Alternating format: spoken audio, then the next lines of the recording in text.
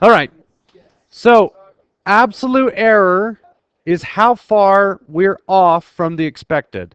So number one, we're off by 50. The percent error is the chance error divided by the original number of tosses. So in this case, it was, how many did we do? 1,000, which is 5%. Okay, so for the second one, we're off by 1,000, but we had 1,000,000 to begin with,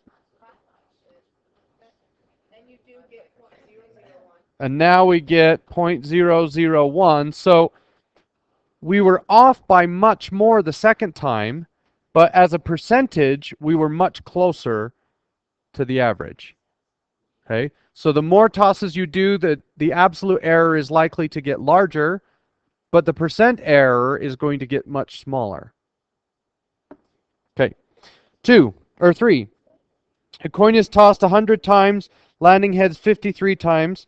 However, the last 7 tosses are all heads. True or false? The chance that the next toss will be heads is somewhat less than 50%. Some of you aren't paying attention. If you get 7 heads in a row, does the chance of heads go down on the next one? No, why not? It's independent. Right. Every toss is 50% because they're independent. Okay. 4. A coin is tossed and you will win $1 if there are more than 60% heads. Which is better, 10 tosses or 100? 10. Because with 10 tosses, you only need a chance error of, absolute error, of 1. Right? And then, but the more you toss it, the less likely you are to have a high percentage error. Okay? So you definitely only want to play 10 times.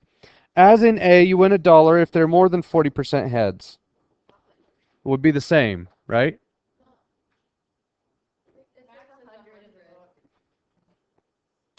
Oh, more than, oh, I'm sorry. I thought it said less than. Okay? So more than 40%, we want to flip it 100 times. How come? The more we flip it, the closer we'll be to 50. Shh. Pay attention. Does that make sense? The more you flip, the closer you're going to be to 50%. Okay? As in A, but you win $1 if they're between 40 and 60. 100 because it's closer than 50. You win $1 if they are exactly 50. Ooh. That one's tricky. So if you flip more times, you would expect it to be closer to 50, but do you think it will be exactly 50? No, I would say 10. What does it? It says 100? Yeah, that's a really tricky question.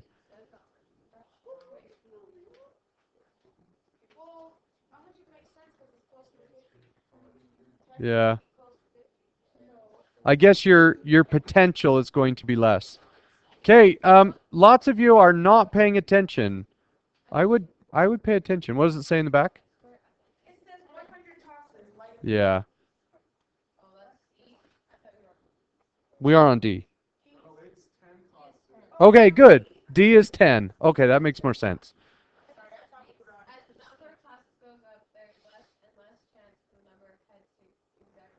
If you only have 10 tosses, is getting 5 heads pretty likely? Yes. But if you have 1,000,000 tosses, is getting 500,000 heads likely? Right. Right. The absolute error will be higher. Okay. Good. I'm glad that I was right on that one. 5. Are we ready? Some of you aren't ready. You come sit over here. You can't be trusted. With the Nevada roulette wheel, there are 18 chances in 38 that the ball will land in a red pocket. A wheel is going to be spun many times. There are two choices. 38 spins, you win $1 if the ball lands in a red pocket 20 or more times, or twice the number of spins and the ball lands in a red pocket 40 or more times. Which one would you play? The first one. Because the casino has the advantage, you want to play as few times as possible. The more you play, the more likely you are to lose. Okay. 6. A box contains 20% red marbles and 80% blue marbles. 1,000 marbles are drawn at random with replacement. One of the following statements is true. Exactly 2,000 marbles are going to be red. About 200. About 200 marbles are going to be red. Give or take a dozen or so. Definitely 2. Yep. Repeat exercise 6, and we're going to do 50,000. So it's going to be, you would take 20% of 50,000, right? So it would be 2, but we would just have to change that 200 to whatever 20% of 50,000 is. 8. 100 tickets will be drawn at random with replacement from one of the two boxes shown. On each draw, you will be paid the amount shown on the ticket in dollars.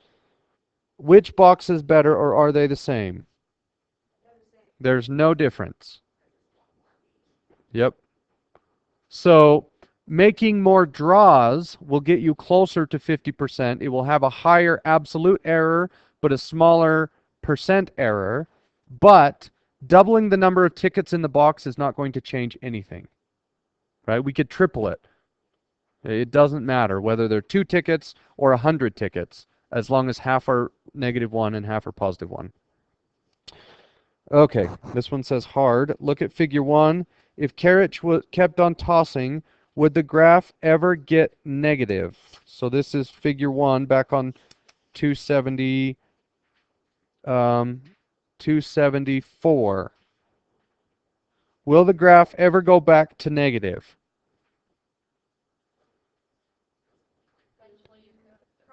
Probably. If not, what does that tell us about the coin? It's not fair. So it will probably go back. If not, then the coin was not fair. Okay. Eventually, if we do it enough, we would expect it to go negative again. Is that what the back of the book said? Hey, I got it right.